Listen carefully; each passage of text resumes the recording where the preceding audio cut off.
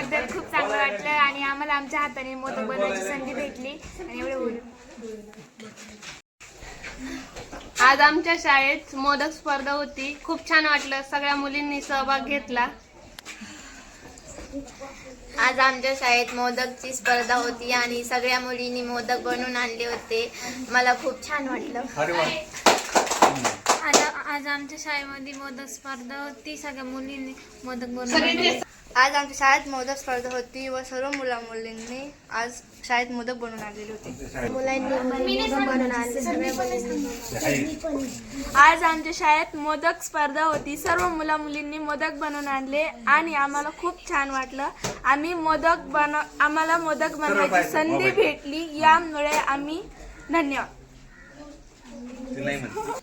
आज आमच्या शाळेत मोदक स्पर्धा झाली. आमच्या शाळेत मुलींनी मोदक स्पर्धेमध्ये भाग घेतला व सर्व मुलींनी छान छान मोदक केले. आमच्या शाळेत ज्याचा नंबर येईल त्याचे अभिनंदन. करेश्वर माध्यमिक विद्यालयामध्ये मोदक स्पर्धा होती. आमच्या विद्यालयातील सगळ्या मुलींनी छान मोदक बनवून आणले. वेगवेगळ्या प्रकारचे मोदक बनवून आणले आणि सगळ्यांनी एवढे छान मोदक बनवून आणले की खूप छान वाटले. आज आमच्या करेश्वर माध्यमिक विद्यालय या शाळेत मोदक स्पर्धा घेण्यात आली. आमच्या शाळेतील 8वी 9वी 10वीच्या सर्व मुलं व मुलींनी या स्पर्धेत भाग घेतला आणि सर्वांनी काहींनी उकडीचे मोदक, बिस्किटचे मोदक आणि गव्हाच्या पिठाचे मोदक असे मोदक बनवून आणले होते. सर्व परीक्षकांनी म्हणजे सांगळे सर, गायकवाड सर हे परीक्षक होते. त्यांनी सर्व शिक्षकांनी मोदक खाऊन बघितले व आयोजक दरेकर सर, दळवी सर, वाघ सर आणि सांगळे सर हे होते आणि आम्हाला खूप छान वाटलं की आम्हाला आमचं गुण दाखवता आले या माध्यमातून. धन्यवाद. आमच्या शाळेत सगळ्या मुलांनी मोदक बनवून आणले होते. सगळे मोदक खूप छान होते. मला सगळे मोदक खूप आवडले. सरांनी पण सगळे मोदक टेस्ट केले आणि त्यांनी उकडीचे मोदक, बिस्किटचे मोदक आणि गव्हाच्या पिठाचे मोदक बनवले आणि ते खूप छान मोदक होते आणि सगळ्यांना ते मोदक आवडले. थोड्या वेळातच सर जाहीर करणार आहोत आणि ज्यांचा नंबर येणार आहे त्यांना सांगायची. मला सांग. मी उकडीचे मोदक पहिलं तांदळाचं पीठ कढई घेतलं आणि त्याच्यात पाणी टाकून ते मिक्स केलं आणि मग ते मिक्स झाल्यावर गरम पीठ जे असतं ते त्यासाठी मिश्रण बनवलं. तर खोबरं, गूळ, वेलची, काजू, बदाम, किशमिश हे सगळं मी बारीक करून घेतलं आणि ते कढईत टाकून मिक्स केलं आणि ते सारण बनवलं. आणि जो मोल्ड असतो त्यामध्ये मी तांदळाचं पीठ असं बाजूने लावलं आणि त्याच्यामध्ये सारण भरलं आणि मोदक तयार केले.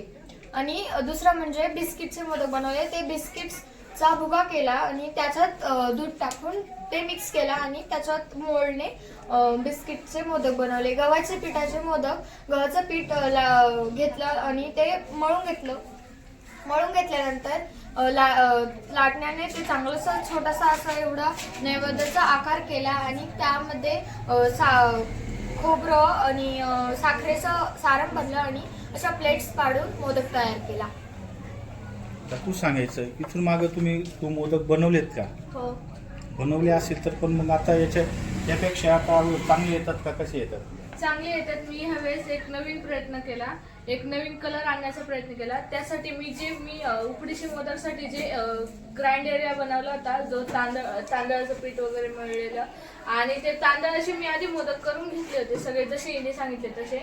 आणि त्यानंतर जेव्हा मला वेगळं करण्याचा विचार आला तेव्हा मी एक बीट घेतलं. बीट एकदम असं बारीक कापलं आणि त्याचं थोडं मिक्सरमध्ये ते ग्राइंड करून घेतलं आणि ते मी तांदळाच्या पिठामध्ये मिक्स केलं. त्याने त्यात थोडा पिंक कलर आला आणि नंतर मी मग त्याचे मोदक्स बनवले आणि मोदक्स बनवल्यानंतर जेव्हा ते उकडले तर तेव्हा ते इतके स्टीम झाले की त्याच्यानंतर त्याचा कलर थोडा ऑरेंजमध्ये आला. आणि त्यानंतर मी ओरिओचे मोदक बनवले, ओरिओ बिस्किटचे. साधारणतः ते 4 ओरिओचे पॅकेट आणले होते. त्यानंतर मी त्यातली क्रीम साईडला काढली आणि ते ओरिओ जे बिस्किट होते ते मी ग्राइंड करून घेतले. ग्राइंड केल्यानंतर ते दूध थोडं दूध मिक्स करून ते पीठ तयार केलं आणि ते भरलं आणि आतमध्ये जो आपण आतमध्ये जी स्टीम टाकतो, जो ग्राइंड एरिया टाकतो, त्यामध्ये मी त्या ओरिओची जी व्हाईट क्रीम निघाली होती ती टाकली आणि परत त्यावर ब्लॅक जी क्रीम केली होती मी त्याच्याने लेवल करून घेतली आणि मी मोदक तयार केले.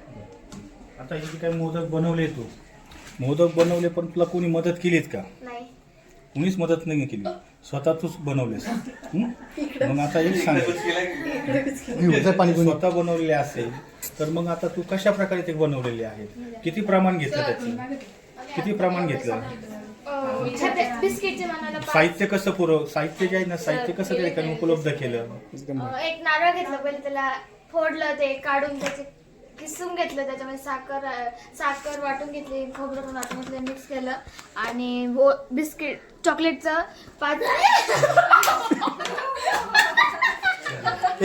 बरं, तू जे काही मोदक बनवलेले आहेत ते मोदक त्या ठिकाणी कशा प्रकारे बनवलेले आहेत? बिस्किटचा मी पहिला नारळ फोडून घेतला, साखर तळली, खोबरं किसून ते पण साखरमध्ये मिक्स करून घेतलं मिक्सरमध्ये आणि हॅपी बिस्किट घेतले, ते मिक्सरमध्ये तळले. परत मिक्सीत ताटा घेतले, त्याच्यामध्ये दूध आणि तूप टाकून मळून घेतलं, ते चपातीच्या पिठासारखं.